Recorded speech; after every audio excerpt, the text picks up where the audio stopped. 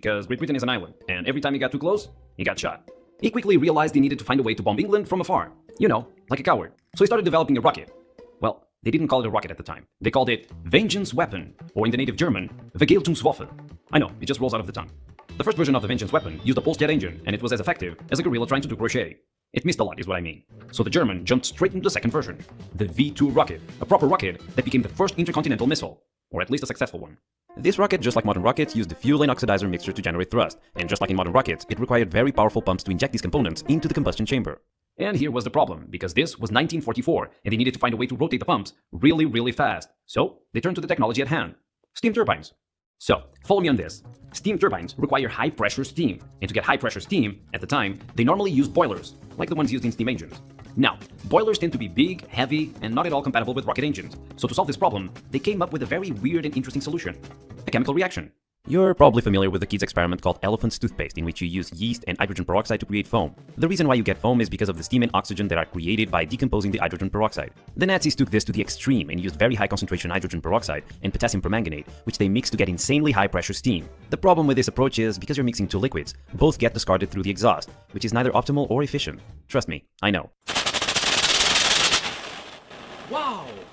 Me being me, I wanted to improve on this, and to be honest, I think I just found the right way to do it. Okay, so this is a catalytic converter for a bike, a scooter. And normally these catalytic converters, they're basically a matrix that has a lot of precious metals like silver or platinum. And silver or platinum are very good at decomposing hydrogen peroxide. So let's test this out to see if it has a better result than my own catalyst.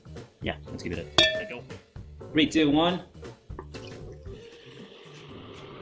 Look at that. I know this looks scary, but this is decomposing into water vapor and oxygen, which both of them are not dangerous. You can literally... Yeah. Smells like nothing. So I have my steam. What I need now is a turbine, and I already have a design in mind.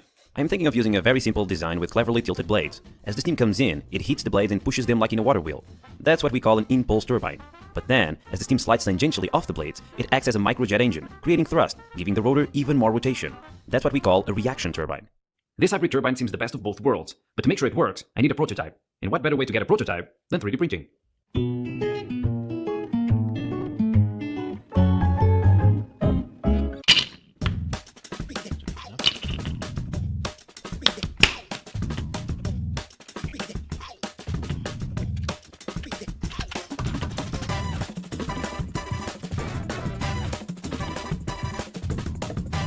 Okie dokie. So now we possess the turbine. It's all assembled. It seems to be spinning pretty freely, smoothly. I'm gonna give it a test with about 2 bars.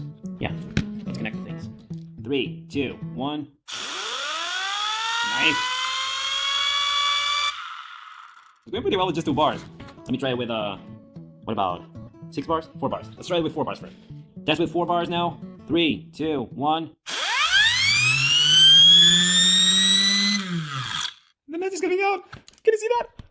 That's the amount of speed it's generating. It's pretty cool. So, as you can see, the inlet is here, the nozzle is here, it's projecting into the blades and making the turbine spin. I want to try this with 8 bars, but I'm a little bit scared, so I'm going to go get protection glasses because this is spinning really, really fast. I'm going to start slowly because I'm pretty sure this is going to explode. Okay, far away, Joel. I'm going to try not to lose fingers. Jesus. That's scary.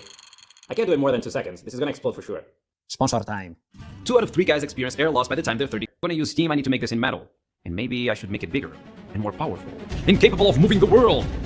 Sorry, I lost myself there for a second. Anyway, I think I'm going to use my CNC machine to cut the parts in aluminium for me. I have almost 0 experience with it, so that should be fun.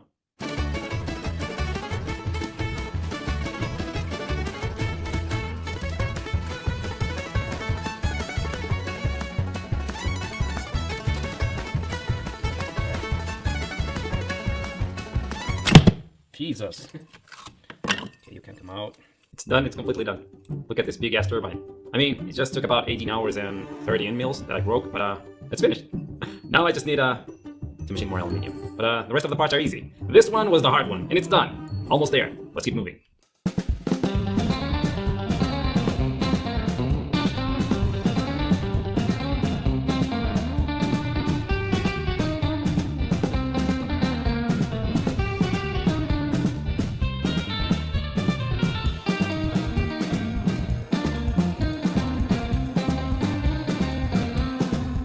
Oh my god.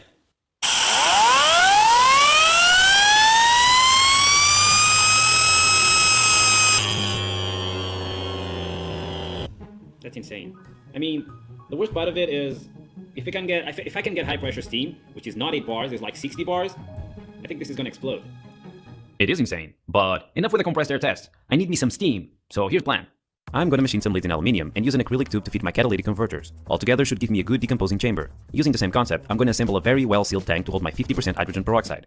So this is a water pump used in gardens. It's activated with a drill. It's pretty simple, but it works with high pressure and it's pretty well sealed. So I'm going to use it to pump the peroxide. The general idea here is I fill this tank with peroxide, and between the catalyzer and the tank of peroxide, we have the pump and the one-way valve. So this keeps the peroxide from going into the catalyzer until I spin the pump, push the peroxide into the catalyzer, which will decompose into steam and oxygen, go into the turbine and make the turbine spin. If nothing leaks, this should work perfectly. Let's see if this actually happens. But first I need to mount this into wood. To mount this into wood.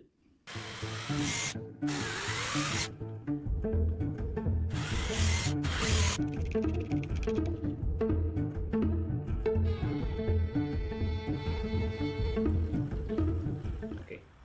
3, 2, 1. Nothing happening.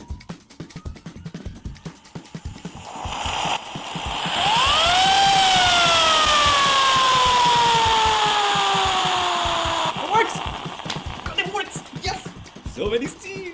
Did you see that? Oh my god. Yeah, but it's not catalyzing completely. There's a lot of leftover here. Actual liquid hydrogen peroxide is going into the turbine, which is not good. Let's try another one. I'm gonna put a little bit more this time.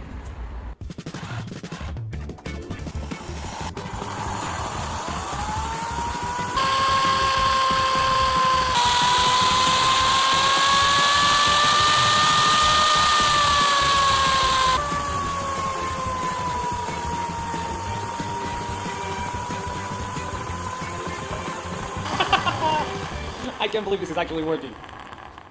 I know what you're thinking. Yeah, sure, the turbine is spinning pretty quickly with the steam, but is it producing a lot of power? Well, I did some tests with compressed air at 8 bar, and I used electric motors as generators, and the quick answer is no. I didn't see a lot of power being generated, and with the load of the motor, the turbine wasn't really spinning that fast. Nonetheless, I still think it's a good concept to work on, but I need to improve the turbine and the catalyzer. With the right design, I'm pretty sure this will be able to generate enough power to move something. I don't know, like a skateboard. Could you imagine? A steampunk, steam-powered skateboard. How cool is that? I'm counting on you guys to give me a little bit of help, and for that I'm making the 3D models for the turbines available in the description of the video. Tweak it, change it, and improve it. Please, help me. If you want to help but you don't have a 3D printer, well, you're in luck, because I'm giving one away. On my last video I gave away a 3D printer to the most liked comment suggesting a theme for a future video. The winner was Jay Lee, and he suggested that I could do a RC rocket. Well, I don't know if I'm able to do it, but I'm gonna try. If you also want to win a 3D printer, all you need to do is subscribe to the channel, leave a like on this video, and post a comment suggesting a theme for a future video. The most liked comment will receive a brand new 3D printer. Well, this is everything for today. Thank you so much for watching, and remember, tomatoes are disgusting. See ya!